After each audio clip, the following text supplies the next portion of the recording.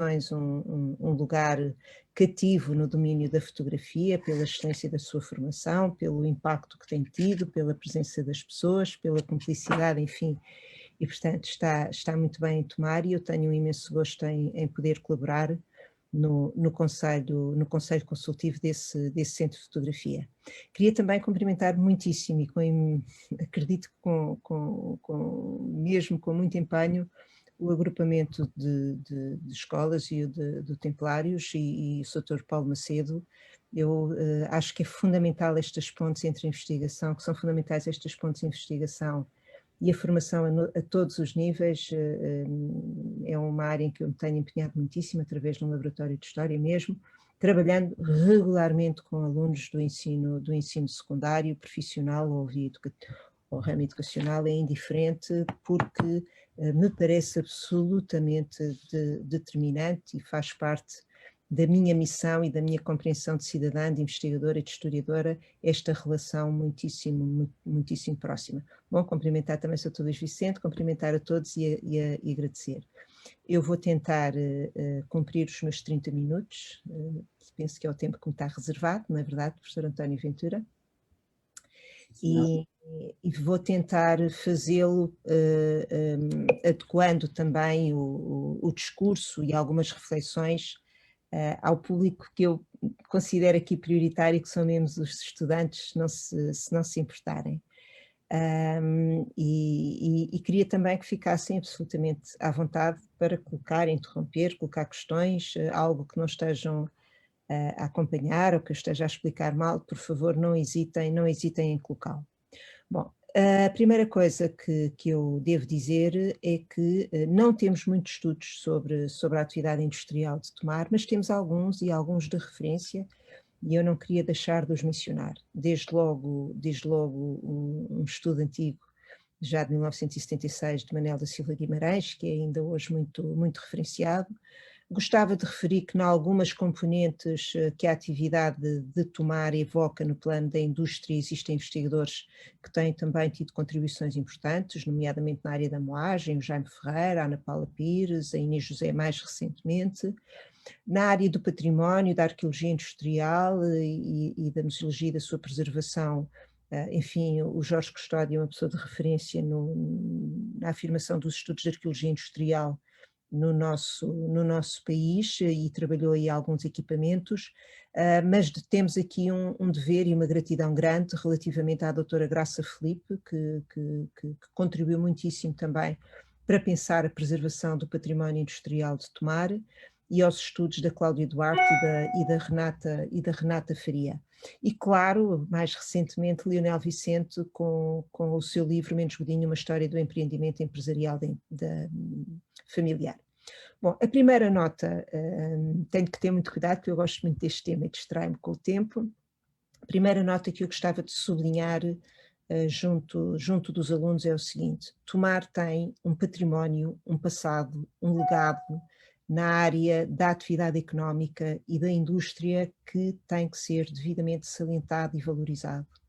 E se nós não soubermos cuidar da nossa história e do nosso passado, corremos riscos sérios também de afirmação e de identidade, e portanto eu acho que esta é uma cumplicidade e uma obrigação de todos nós, e Tomar tem todos os atributos para não passar despercebida e para ser valorizada a sua contribuição.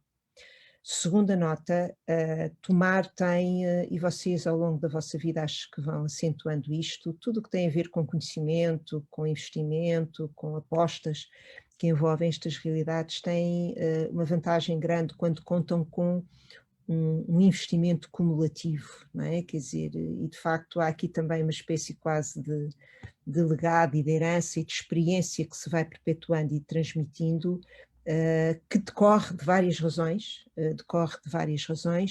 e nós também temos que olhar para Tomar sob esse ponto de vista. Ou seja, há um histórico em Tomar que, se quisermos, nos faz recuar quase aos romanos, seguramente, aos templários sem dúvida nenhuma, e a muitas dinâmicas que não são só vistas sob o ponto de vista, digamos assim, da história política, mas também da realidade económica e do aproveitamento económico, que tem que ser salientado. está bem? E, portanto, a história não começou ontem, a história tem e beneficia muitas vezes deste acumulado que, então, quando envolve conhecimento e investigação, ele se revela de forma muito evidente, porque conta com uma coisa que pode ser, enfim, assegurada formal ou informalmente, que é conhecimento. Seja ele conhecimento científico, seja ele conhecimento mais teórico ou mais prático, seja em contexto mais de, enfim, de tecnologia e da sua aplicação, mas isso é um legado que se tem e que tem que ser valorizado, e sem ele não compreendemos também algumas coisas.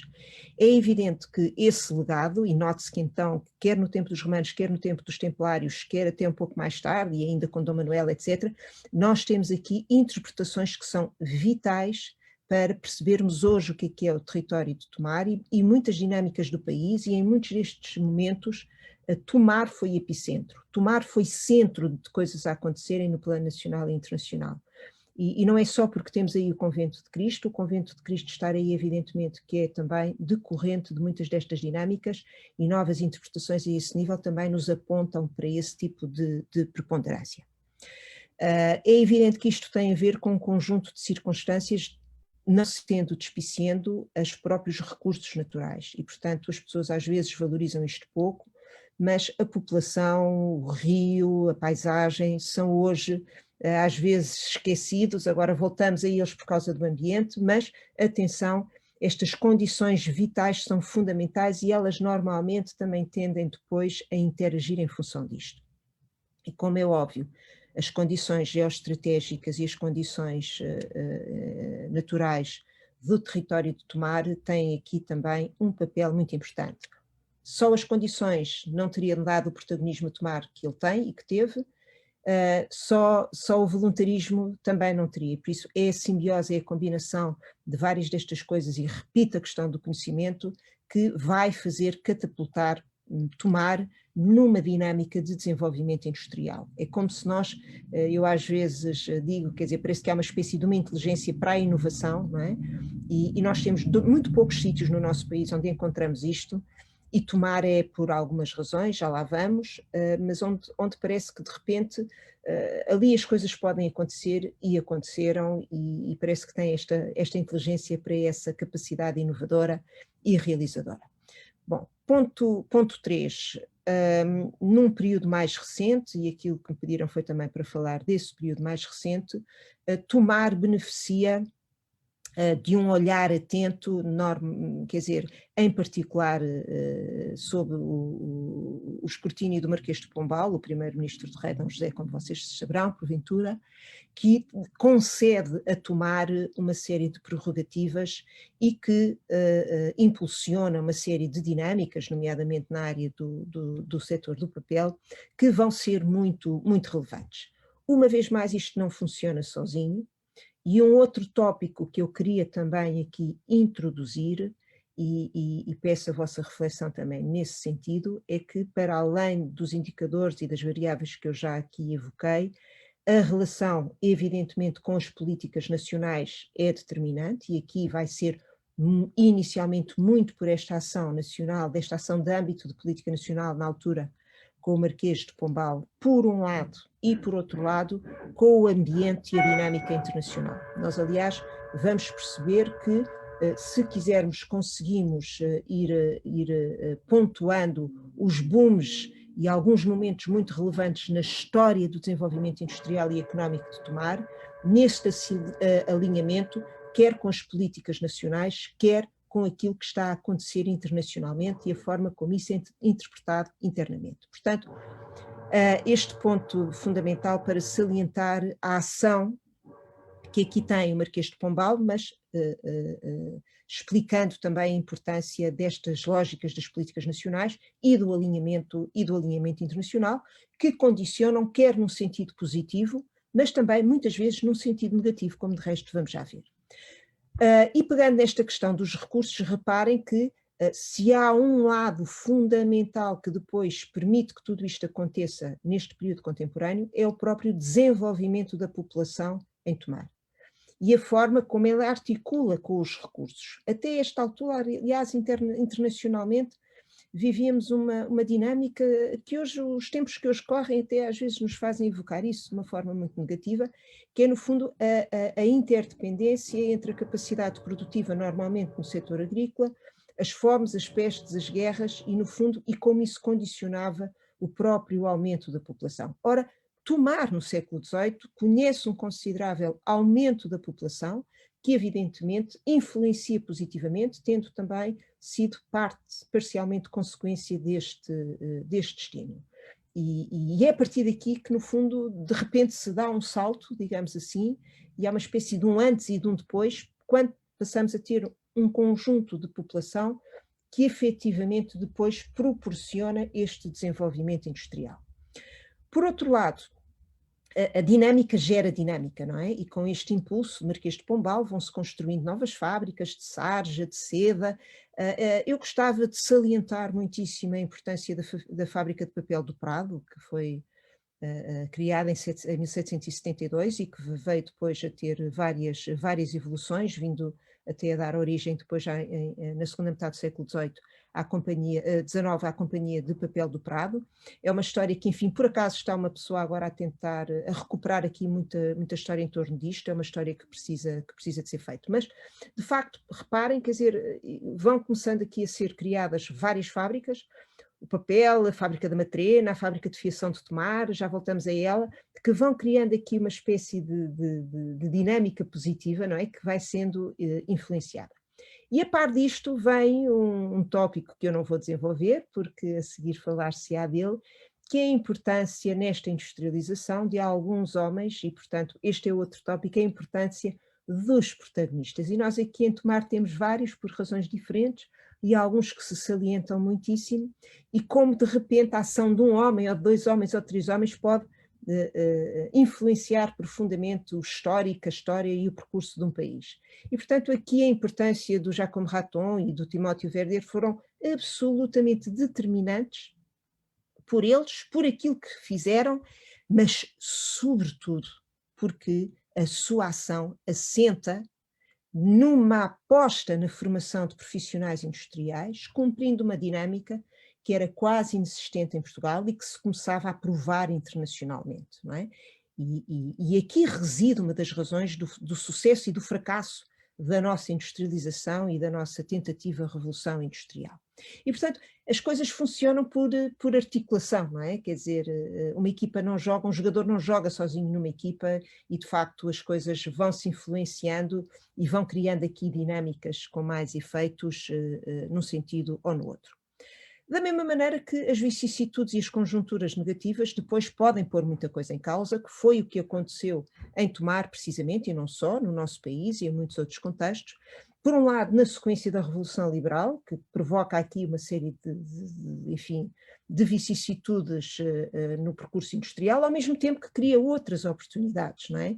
E, portanto, com a extinção das ordens religiosas, a verdade é que houve também aqui uma estratégia de aposta noutras áreas, e é por esta altura que nós assistimos a coisas tão relevantes que vocês hoje ainda encontram em Tomar, como a instalação do regimento de infantaria, a herança desta passagem da vila de Cabral, da vila de Tomar a cidade, quer dizer, e o olhar, não assim tão fortuito de Costa Cabral, para Tomar e o envolvimento de Dona Maria II. Portanto, quando nós chegamos à segunda metade, e em particular ao segundo quartel do século XIX, vemos que temos aqui um tecido industrial com uma população jovem em crescimento, uma população que continua a trabalhar maioritariamente na agricultura, mas outros que vão desempenhando aqui funções também em articulação com a indústria, até em dinâmicas que às vezes nós reconhecemos nos outros países, e porque estudamos pouco em Portugal, nós reconhecemos no nosso, com dinâmicas proto-industriais, que são absolutamente fundamentais,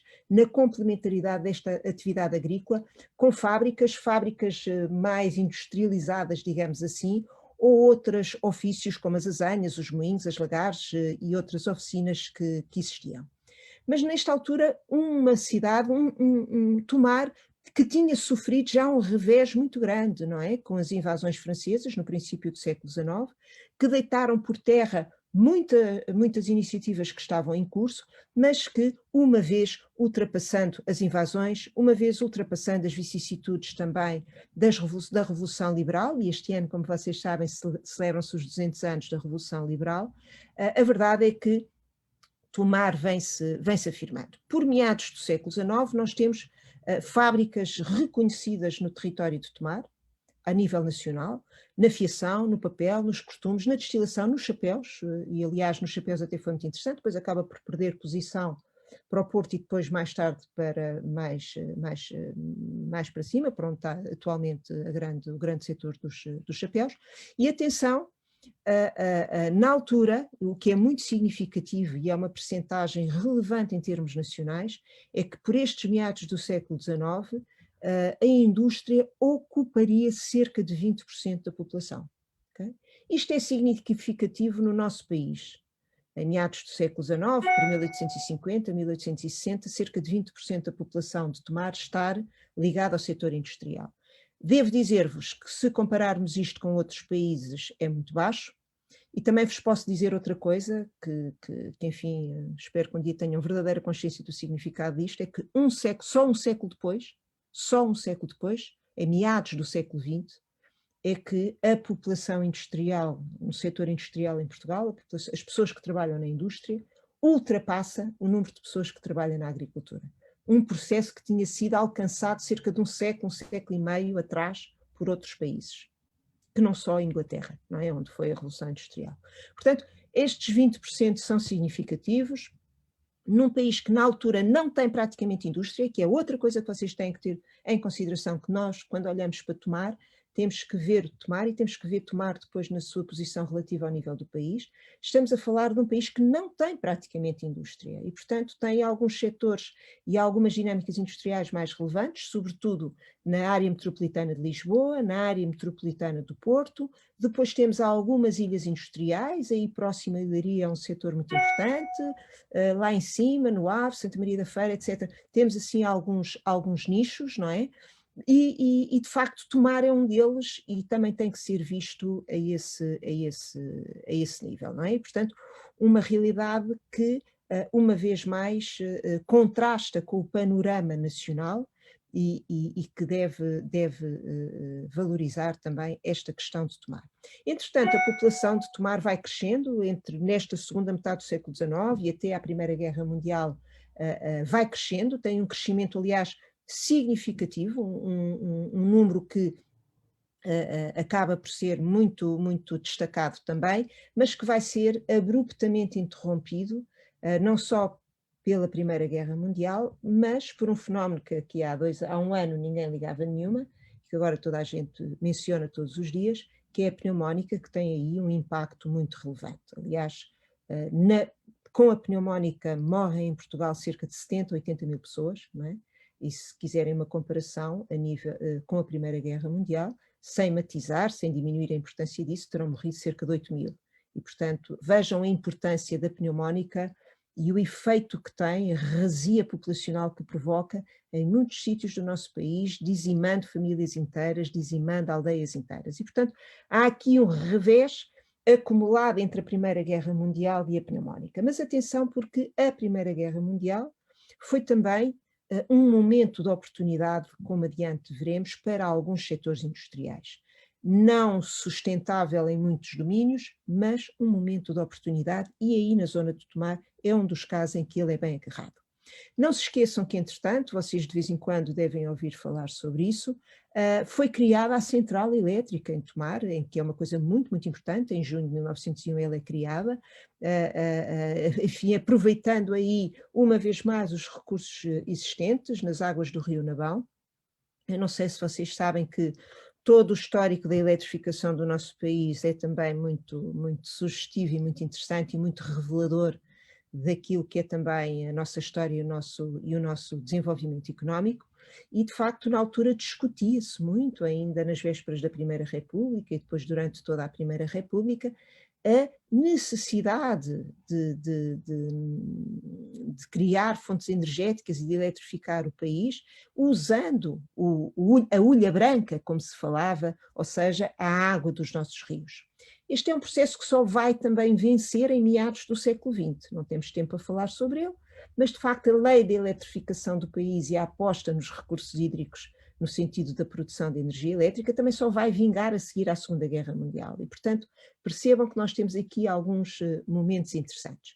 Bom, será precisamente no ano da implantação da República que Mendes Godinho, que é outro nome daqueles que de repente muda a história, e mudou seguramente a história de Tomar, ele em 1910 adquiriu direito à água, a João Torres Pinheiro, e fica com um recurso muito, muito importante para a sua indústria. Enfim, não temos muito tempo para fazer o histórico disto, como os lagares antigos e de utilização antiga foram vendidos a seguir à Revolução Liberal, com a tal venda também dos bens da Igreja que eu há pouco vos mencionei, a forma como foram transitando esses, entre outros proprietários, mas como acabarão por ir parar às mãos de Mendes Godinho, sendo que, entretanto, já tinha sido inaugurada uma fábrica do maior relevo, evidentemente, para a história de Tomar, que é a Navantina, e que, de resto, deu aso a grande festa em Tomar, ainda bem, e como esta fábrica foi efetivamente adquirida também por Mendes Godinho, começando a trabalhar apenas em 1913. Não temos, infelizmente, muito tempo para eu vos dizer como esta questão da moagem era um setor muito relevante na história e na política do nosso país. De resto, temos associado aos interesses da moagem homens e donos, como do Diário de Notícias, e uma relação entre o poder e a economia muito fortíssima em torno da moagem, que também entrava num diálogo muito complexo com o comércio interno e com o comércio externo, porque evidentemente, uma vez mais, nós nunca produzimos trigo suficiente, tínhamos níveis de produtividade agrícola, apesar de sermos um país agrícola, muito, muito baixas. Por outro lado, as indústrias da moagem, com o desenvolvimento da Revolução Industrial e da industrialização e o desenvolvimento, sobretudo, de grandes territórios, por um lado na Rússia, por outro lado e sobretudo nos Estados Unidos da América, e os cereais começam a ser exportados, também com a grande revolução de transportes, etc., a um preço muito mais interessante para os mojeiros, mesmo os portugueses, que preferiam comprar o trigo exótico, digamos assim, outros cereais exóticos, do que comprar dentro do país onde o cereal saía mais caro. E, portanto, há aqui interesses económicos ligados a interesses políticos muitíssimo fortes, e há muitas vezes aqui conflitos entre diversos setores. Portanto, quer dizer, aqui a questão da moagem tem um significado também muito grande, até porque depois vamos entrar aqui sempre em momentos de convulsão social complicados e com a tentativa de obter junto dos governos medidas protecionistas para precisamente proteger a agricultura nacional ou para proteger a indústria nacional e, portanto, há aqui estes diálogos que são eventualmente um bocadinho complexos, mas que têm que ter a noção, pelo menos, que eles existem. Entretanto, durante a Primeira Guerra Mundial, de facto, as vicissitudes foram muitas, também surgiram algumas oportunidades, nomeadamente na área da moagem, na área da metalomecânica, da metalúrgica, aí perto também, as questões todas das metalúrgicas, das célebres metalúrgicas, e é durante estes anos que também, e logo a seguir à guerra, que a Sociedade Mendes Godinho cresce também sob o ponto de vista organizativo, também como entidade, como instituição, começando a criar um pequeno grupo, ainda que será um grande grupo económico. Este é o período também internacionalmente associado a uma certa concentração de capital e à emergência destes grupos. Depois vamos ter outros momentos, nomeadamente nos anos 60, que em Portugal também será muito relevante e será também muito relevante para o grupo Mendes Godinho. Mas, de facto, Mendes Godinho aqui começa a construir o seu grupo. A lógica é um bocadinho também aquela que, por exemplo, o Alfredo da Silva, com a CUF tivera, que é: eu não tenho isto, produzo, eu preciso disto, tenho que produzir porque não tenho oferta no mercado. E, de facto, Mendes Godinho, Manuel Mendes Godinho e Filhos, como depois se institucionaliza como neste nome coletivo em 1917, acaba por ligar-se à compra e venda de moagem, de cereais, ao vinho, ao azeite, ao fabrico e à venda de farinhas, à exploração agrícola de propriedades, ao trabalho, à fruição também de prédios urbanos, também há algum trabalho na cerâmica e, claro, como sabem, também já mais tarde a exploração do comércio bancário com uma atividade bancária. Eu sei que o tempo passa, não queria chamar-vos a atenção para a Anabantina, uma das grandes empresas, evidentemente, de referência nacional é a Moagem a Portuguesa, um edifício, como vocês sabem, contíguo à Moagem Anabantina, que é mandado construir este por Manuel Mendes Godinho em 1910, só em 12 é que terá começado a sua produção, e este transporte inscreve já uma dinâmica tecnológica muito moderna, muito importante, revolucionando internacionalmente este método de sistema de moagem, a produção, digamos assim, o fabrico de moagem, e vocês ainda podem visitar hoje o que é que isso significa. Bom, Mendes Godinho também teve outro tipo de indústrias, que ainda não vos falei, creio eu, da extração de óleos, nem da prensagem de madeiras, a célebre empresa Platex, e a forma como, no fundo, vão consolidando este grupo. Em 1960, como eu vos disse, é um outro momento importante com a constituição da nova Sociedade de Fábricas Mendes Godinho, a importância que tem, incluindo outro tipo de fábricas, como a fábrica Rações Sol, etc. Uma nota também para a fábrica de fiação de Tomar, eu sei que tenho que acabar, que também teve um impulso anterior, uma vez mais a presença dos industriais franceses que já vos referi é fundamental, e atenção, a fábrica de fiação de Tomar, a Portuguesa, a Nabantina, eram talvez o que de melhor podíamos dizer sobre o tecido industrial português durante muito, muito tempo, não é? Aliás, até a utilização precoce da eletricidade, a fiação terá sido a primeira fábrica eletrificada no nosso país a introduzir iluminação elétrica, primeiro como iluminação e depois usando a eletricidade como fonte, como força motriz, e portanto durante muito tempo de facto esta atividade industrial em Tomar era o símbolo do que tínhamos de mais desenvolvido na indústria do nosso país, que, como eu vos referi, foi também, enfim, teve um processo muito, muito lento. Enfim, claro que aqui os momentos políticos foram determinantes nesta evolução, não é? Por um lado, esta questão do Marquês de Pombal, depois a questão das invasões, com sinais diferentes, não é? Com efeitos diferentes. As invasões francesas, a Revolução Liberal e as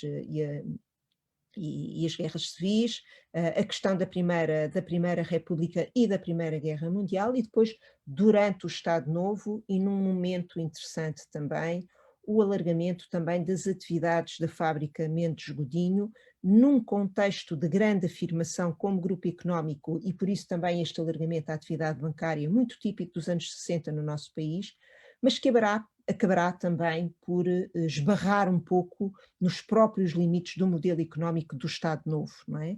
E a verdade é que depois, a seguir ao 25 de Abril, por efeitos muito, muito distintos também, a fábrica de Mendes Godinho, sendo que temos vários autores a chamar a atenção para uma degradação de algumas condições já desde 1966-67, porque de facto há aqui algumas complexidades com o próprio modelo económico do Estado Novo. A partir de 25 de Abril, claro que isto muda muitíssimo, desde logo a pressão salarial aumenta brutalmente, os negócios com a guerra colonial também diminuem profundamente, e portanto as coisas acabam por poucos anos depois, apesar de tudo, sussurrar e assistirmos ao fim, digamos assim, do grupo Mendes Godinho, mas não ao fim da sua memória e daquilo que revelou como dinamismo, como inovação, como persistência e como protagonismo industrial. E acabo com isto, eu ainda devo ter cá comigo uma gravação feita ainda com o Sr. Godinho há muitos anos atrás, que é um dos tópicos sempre muito relevantes, porque quando nós olhamos para o desenvolvimento económico do nosso país,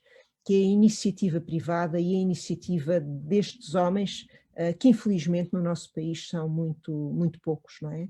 E de facto Manuel Mendes Godinho foi um pioneiro e um protagonista também muito importante a esse nível. Eu penso que esgotei o meu tempo, agradeço muito e fico disponível para o que queiram, evidentemente. Professora Fernanda Roa, muitíssimo obrigado pela sua tão interessante intervenção, tão clara, nestes poucos 30 minutos. Agradeço imenso a sua prestação mais uma vez. Para nós é muito interessante ver esta confirmação de que a nossa iniciativa relativa à exposição Tomar Industrial fez sentido e continua a fazer. A exposição teve apenas o objetivo de chamar a atenção para um problema que é muito mais vasto do que aquilo que a exposição pode mostrar, mas participações como esta são extremamente interessantes para se perceber aquilo que no fundo podemos ver na exposição, que é aquilo que a fotografia agora nos mostra, quer seja a fotografia de arquivo, quer seja a fotografia contemporânea, ou até trabalhos autorais, características artísticas ou de interpretação artística, que foram feitas sobre aquilo que restou desse processo de industrialização e depois do seu decaimento, daí que estamos gratos pela sua intervenção. Nós temos também que cumprir aqui alguns horários, os alunos que nos seguem têm que fazer um pequeno intervalo daqui a pouco, mas ainda há um tempo de perguntas-respostas. Há também um processo dos alunos poderem intervir com as perguntas. Eu iria pedir à colega Sheila Fernandes que explicasse essa possibilidade. Nós, entretanto, estamos também, já agora, fica a informação que estamos em diretos no Facebook da Escola do Agrupamento Escolar e do Centro de Estudos.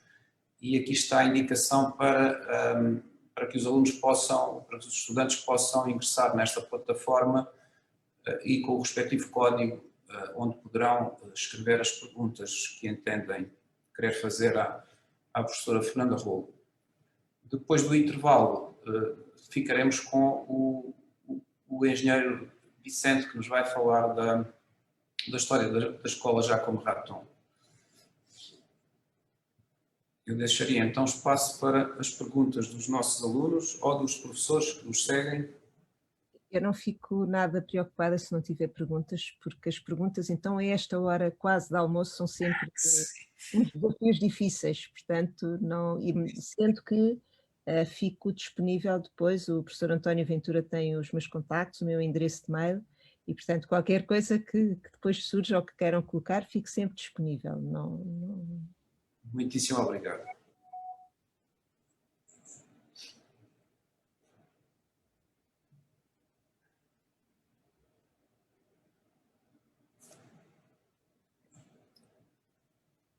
Eu só tenho pena de não ter assistido, não ter visitado a exposição. Acho que esta coisa da Covid já... Está-nos a dificultar a vida a todos, mas já agora fica a informação. A exposição, nós também estamos um pouco constrangidos com a situação da pandemia e a verdade é que essa exposição acabou por permanecer mais tempo do que aquilo que estava previsto, ainda está disponível ao público e é provável que possamos ainda estender essa permanência, porque também é certo que as condições para fazer uma renovação de projeto expositivo também não são as melhores e daí que nos parece talvez oportuno manter a exposição mais algum tempo. Pois, pode ser que eu ainda a visite. Pode ser que ainda tenha essa. Sim, senhor. Sr. António Ventura, eu aproveitava estes momentos de silêncio para pedir desculpa porque eu não tarda tenho que partir para outra aula que eu hoje tenho. Por isso muito bem. Então não sei se, entretanto, se surgiu alguma pergunta ou não, estamos aqui na... Não. Não. Como perdemos tanto depois de ser um centro de comercialização tão grande? Bom, sobretudo um centro de produção tão grande. Para já já tínhamos perdido no passado e fomos perdendo e recuperando, não é? Mas de repente há uma grande centralização efetivamente no Grupo Mendes Godinho. As vicissitudes políticas não foram de feição, como ele próprio dizia também, as circunstâncias mesmo antes do 25 de Abril já não eram favoráveis. A verdade é que nós vivemos num país que não tinha a dinâmica necessária, nem deu o salto necessário para garantir e para apoiar com sustentabilidade este desenvolvimento, não é? E portanto, enfim, apenas os poucos industriais que tínhamos desta natureza não eram suficientes para mudar o país. Os constrangimentos, até sob o ponto de vista da legislação, do condicionamento industrial e uma série de ferramentas, não eram favoráveis e, sobretudo, não houve uma dinâmica que passaria muito também pela formação das pessoas e pelo estímulo a dinâmicas de modernização industrial mais efetivos. há um dado que é aqui absolutamente explícito e que eu nem sei se as pessoas têm a noção do tempo ou se acreditam até nisto. Eu há pouco disse-vos que só em meados do século XX, só em 1953 é que a população ativa na indústria ultrapassa a da agricultura. Agora vou dar-vos outro dado que é ainda mais incómodo. Só em 1957, portanto 57 é quase 10 anos depois do fim da Segunda Guerra Mundial e de outros países já terem a bomba atómica, estamos a pouquíssimos anos de mandar foguetões para a Lua, e só nessa altura é que se extingue de facto um debate em Portugal entre o país ser essencialmente agrícola ou a se apostar a sério na industrialização. E, portanto, estamos a falar de um país que hesita. Durante a Segunda Guerra Mundial, enfim, lançam-se algumas dinâmicas, sobretudo com um homem chamado Ferreira Dias, lança-se a lei da industrialização do país, que acaba por ficar letra morta durante muito tempo, e já só no final da década de 50 é que há orientações e a assunção clara na ótica das políticas públicas de apostar na industrialização do país. E, portanto, é difícil, não é? Quer dizer, nós hoje olhamos para o nosso país, eu acho que ele tem um desempenho notável, atendendo a muitas circunstâncias e ao que foi o seu passado recente, e percebemos que efetivamente temos ainda muito que caminhar e temos que apostar muito em contextos territoriais de forma coesa e coerente e apostar cada vez mais na formação, porque se ela era importante nos inícios da industrialização, à medida que avançamos no tempo, ela vai se tornando cada vez mais decisiva. Não é? Hoje, o que é? Eu acho que nós não podemos colocar as coisas no sentido de voltar ao que fomos. A história não se repete, quer dizer, há coisas que aprendemos imenso.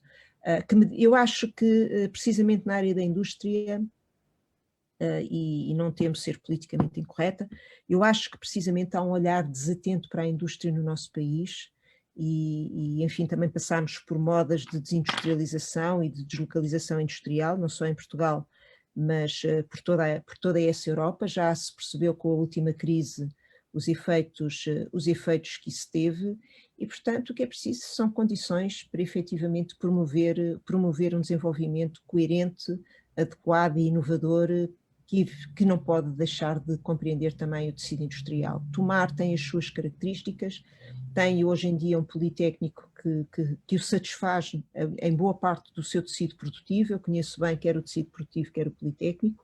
É preciso continuar no sentido de estimular dinâmicas de empreendedorismo e que passarão muito pela capacidade, evidentemente, de conhecimento que os seus promotores poderão desenvolver, não é? Mais uma vez, doutora Fernanda Rolo, muitíssimo obrigado pela sua participação. Eu penso que esta sessão, não penso, está a ser gravada e penso que vai ser eventualmente utilizada ou reutilizada em diferido pelos alunos do agrupamento escolar Templários. É provável que surjam então as perguntas ou mais perguntas que teremos todo o gosto em fazer chegar, se for caso disso, por outras vias. Mais uma vez, muito obrigado, muito gosto em vê-la connosco, mesmo através destas tecnologias que nos aproximam também, e muito obrigado. Ainda bem que está a ser gravado, assim posso ouvir depois a intervenção do Sr. Engenheiro Luís Vicente, e como eu sei que é necessário, também fica aqui a minha autorização para poderem disponibilizar a gravação também. Muito obrigado. Obrigada. Obrigado. Até outro dia, então.